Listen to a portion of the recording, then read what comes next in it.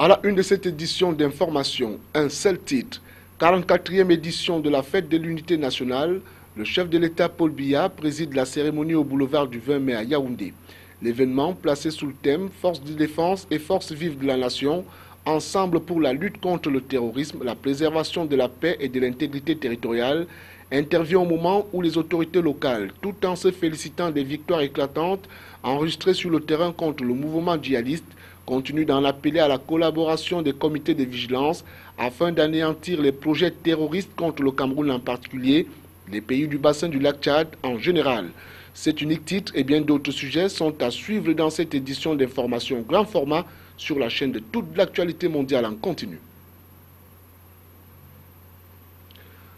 Bonne fête à tous et bienvenue au journal. Le président de la République du Cameroun, Paul Biya, a présidé ce vendredi 20 mai 2016 les festivités marquant la 44e édition de l'État unitaire au boulevard du 20 mai à Yaoundé. L'événement, placé sous le thème « Forces de défense et forces vives de la nation », ensemble pour la lutte contre le terrorisme, la préservation de la paix et de l'intégrité territoriale, a mobilisé plus de 30 000 personnes venues célébrer les festivités de l'État unitaire décentralisé qu'est le Cameroun. Les détails dans cet élément de la rédaction. La journée de vendredi est à sa première décade horaire quand le chef de l'État, chef des armées, Paul Biya arrive au boulevard du 20 mai.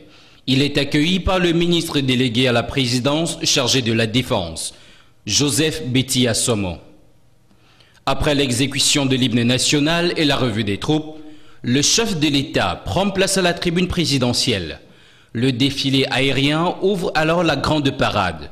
L'on a ainsi vu défiler un contingent de soldats de l'armée nigérienne, suivi par la garde présidentielle avec le passage de la cavalerie, très applaudie du public. De même que la gendarmerie nationale, les armées de terre, de l'air, la marine nationale, le bataillon aéroporté de Koutaba et les sapeurs-pompiers.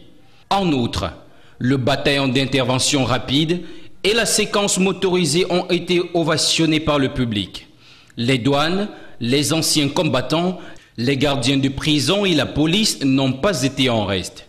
En ce qui concerne la parade civile, le ton a été donné par l'École nationale d'administration et de magistrature ENAM, suivi de l'éducation de base, les enseignements secondaires et l'enseignement supérieur avec les universités d'État et instituts privés de Yaoundé.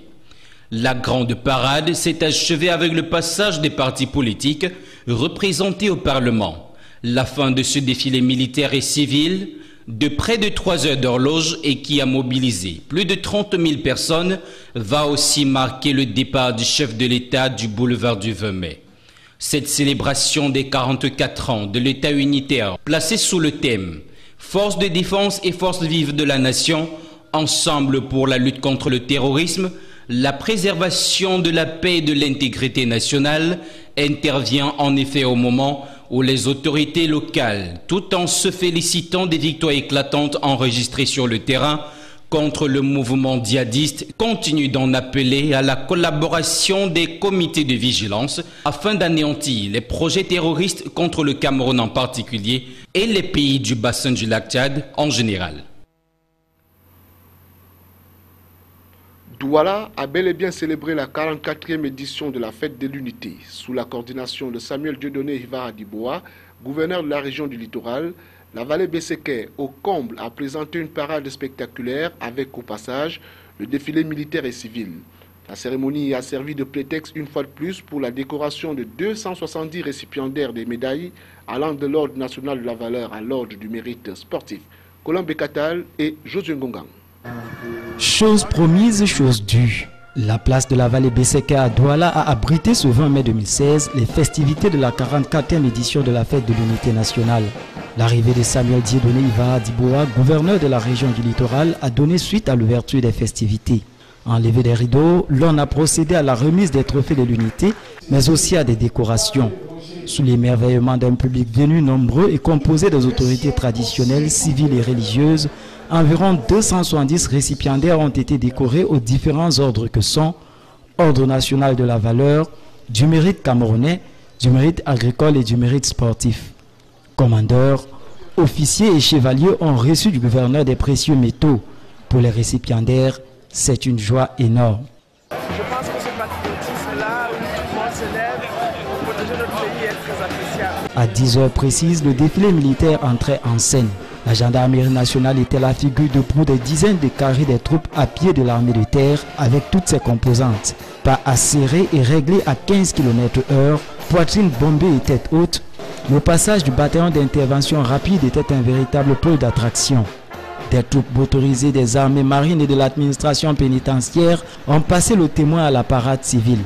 Éducation de base, lycées, centres de formation, universités et grandes écoles ont signé de leur présence à ces rendez-vous d'unité nationale et c'était le cas des partis politiques représentés au Parlement. Ils ont pour l'occasion tué leurs divergences et marqué d'une seule voix leur adhésion commune à la préservation de la paix, de l'intégrité nationale et la lutte contre le terrorisme. Un déploiement qui laisse satisfait le numéro 1 de la région. Symbole patriotique, un défilé riche de la détermination des forces de défense et des forces vives de la nation, comme un seul homme se sont levés pour dire au chef de l'État, nous sommes derrière vous pour combattre ensemble le terrorisme et préserver la paix et l'intégration de notre territoire. Les réjouissances se poursuivront dans les chaumières en attendant le retour à la vallée Besséké le 20 mai prochain. À l'extrême nord, c'était la parade militaire et civile des grands jours à la place des fêtes de Maroua. Des manifestations grandioses marquées par le défilé militaire et civil des élèves du primaire, du secondaire, des étudiants, des universités d'État et institutions privées universitaires, ainsi que des militants des formations politiques. Un moment de célébration symbolique des vertus de l'unité, de la paix et de la stabilité du Cameroun. De Maroua, voici le reportage de Célestin Tabouli-Succès.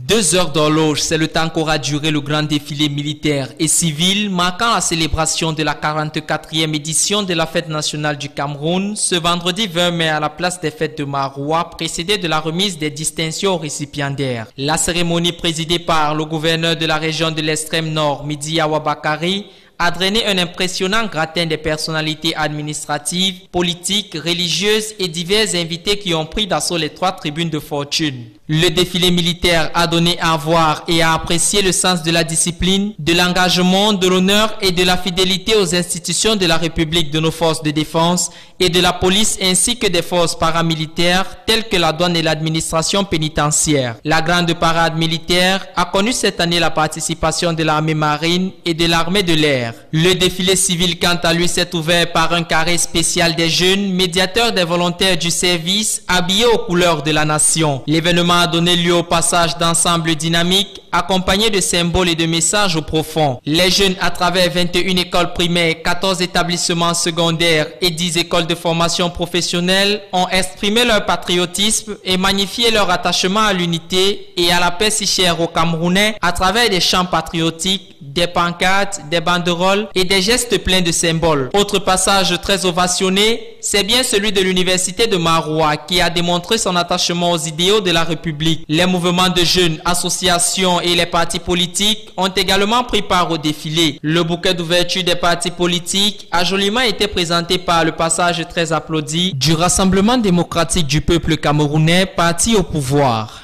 Le défilé qui est... En ce jour où s'est célébrée la fête de l'unité nationale, l'on est en passe de croire que sa signification et même sa symbolique demeurent confuses. Nombreux sont les Camerounais qui pensent que, 44 ans plus tard, rien n'a changé. Quelle lecture peut-on faire de cette situation? Les détails avec Justice Totoum et Benoît Ndogmo. Le discours politique au Cameroun est sans conteste dominé depuis les indépendances par le thème de l'unité nationale que les pouvoirs publics n'ont cessé de présenter comme étant le grand chantier national dans lequel ils s'investissent en permanence et sans ménagement. Célébré chaque année avec faste et une gamme variée de slogans, le 20 mai commémore l'abandon du fédéralisme et la création, En 1971 d'un État unitaire, centralisé à la camerounaise, qui se veut une nation de partage équitable et de bonheur. Mais où en est-on? Au vu de la diversité ethnique et culturelle du pays, la cohésion nationale, dont a besoin l'État camerounais pour exister durablement, ne saurait être une donnée immédiate, mais bien une construction qui, pour certains, n'a pas été vaine, du moins s'il faille parler des relations franco-anglaises. Cependant, 44 ans après, un épineux problème demeure, le chômage. Sur le plan politique, on a assisté à un multipartisme galopant qui a accouché non d'une divergence d'opinion faisant jaillir la critique et le progrès, mais d'une division sans précédent des leaders nationaux. L'UPC de Ruben Oubniobé et le SDF de Nidjon Frundi, figure emblématique du nationalisme camerounais, pour ne citer que ces deux partis, jadis leaders qui sont à ce jour casés dans un formalisme qui ne fait plus rêver personne. Il y a lieu de lever le contraste entre le RDPC et le SDF, considéré comme le principal parti de l'opposition. Ce dernier malheureusement vit un mal-être qui se traduit par des défections massives, tandis qu'on assiste à une consolidation permanente du parti au pouvoir. Conséquence, il tient la tête avec plus de 70% de sièges à l'Assemblée nationale. Pour certains, cet état de choses assimile le Cameroun plus à un régime dictatorial que démocratique. Dans ce contexte, pensent certains, difficile de parler d'une unité nationale. Si elle fait référence à l'absence de guerre tribale, alors le pouvoir pourrait s'enorgueillir. Hélas, il s'agit d'un champ bien plus étendu où le respect des valeurs humaines, des opinions, le partage équitable des biens, la justice et le mérite sont des valeurs fondamentales qui malheureusement ont été renvoyées au calendrier grec. L'unité nationale, ça se célèbre. Dans un contexte tribal où certaines fonctions républicaines sont la chasse gardée de certaines ethnies et la corruption assise au siège du mérite. Difficile de voir le bout du tunnel, l'unité, ça se travaille. Quelques citoyens rencontrés dans les rues de Douala parlent justement de ce qui reste selon eux de l'unité nationale. On les écoute. L'unité nationale existe, mais les gens sont vraiment divisés. Pourquoi? Parce que aujourd'hui, tu envoies un enfant à l'école, l'enfant a tous les diplômes et le travail, le concours même, il ne peut pas. Avant, les gens passaient même 4 concours à la fois. Mais aujourd'hui, tu ne peux pas. Et c'est les cancres qu'on fait passer les concours. Et on crie l'unité nationale, et c'est pas bon.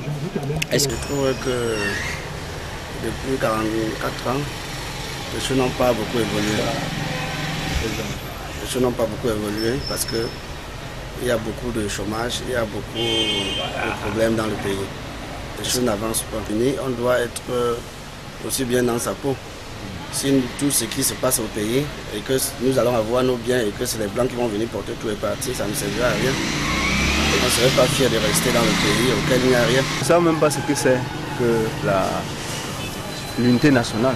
Quand on dit l'unité, ça poser la question à 1 ou 2, 3 personnes. Que l'unité nationale, c'est quoi? Beaucoup ne savent pas ce qu'il y avait un mais tout. On s'en fout. Vous voyez donc le Cameroun. Ce domaine, on peut apprécier. Parce que vraiment, la solidarité qui existe entre le francophone et l'anglophone, ça marche quand même très bien. All French and anglophone, so I don't really know. I don't really know how I can talk. So I was living at Bamenda. I come here in Douala to live here, but the way I come here in Douala, things are moving well than the way there was in Bamenda. Okay. So that is all I can tell you people. Ainsi va la conception de l'unité nationale au Cameroun. Dans la suite du journal, conservation et transport des vaccins, le Fonds des Nations Unies pour l'enfance, UNICEF, apporte un début de solution au problème dont souffre la chaîne de froid des vaccins inscrits au programme élargi de vaccination. Un camion frigorifique a été remis le 19 mai 2016 au ministre de la Santé publique par la représentante de l'UNICEF au Cameroun. Les 3 chambres frigorifiques et les 15 réfrigérateurs sont en train d'être installés dans les régions. Coût total de ces équipements, 900 000 $ américains, soit environ 405 millions de francs CFA. Jean-Pierre Vitongo et Joseph Ateba pour les détails. L'UNICEF, qui promeut les droits et le bien-être des enfants, travaille avec le Cameroun pour faire de cet engagement une réalité. Outre les multiples actions menées, un accent a été mis cette fois sur le transport et la conservation dans de bonnes conditions des vaccins inscrits dans le PEV, le programme élargi de vaccination. Nous pensons que ce camion va permettre de résoudre le problème actuel et nous allons plutôt nous concentrer sur d'autres besoins parce que les besoins sont énormes. Donc nous allons voir un peu ce qui concerne les autres besoins de la chaîne de froid, y compris la formation et y compris la logistique, etc. La remise de ces équipements, action qui rentre dans le cadre du soutien de l'UNICEF pour le secteur de la santé infantile, ne pouvait qu'être saluée à sa juste valeur par le ministre de la Santé publique, occasion pour André Mamafouda de relever l'utilité des vaccins, appelant les parents à respecter le calendrier vaccinal de leurs enfants. Je voudrais donc rassurer les populations qu'avec nos partenaires, le programme élargi de vaccination s'organise pour que les vaccins soient des vaccins de qualité, que ces vaccins soient conservés et surtout transportés sur nos 10 régions dans de très bonnes conditions pour que les mamans puissent savoir qu'en allant vacciner leurs enfants, ces enfants vont recevoir des vaccins de qualité et ces enfants vont être protégés contre les maladies. Je voudrais donc encore une fois appeler les mamans à respecter le calendrier vaccinal de routine pour que, effectivement, les enfants soient protégés à bonne date. Alors que la représentante de l'UNICEF annonce d'autres pistes à défricher, comme la formation des personnels en maintenance de ces équipements, il ne reste plus qu'à souhaiter que les vaccins qui seront ainsi mieux transportés et mieux conservés soient de bonne qualité. Voilà qui met un terme à ce journal. Mesdames, Messieurs, merci de nous accorder votre préférence au quotidien. Bien le bonsoir.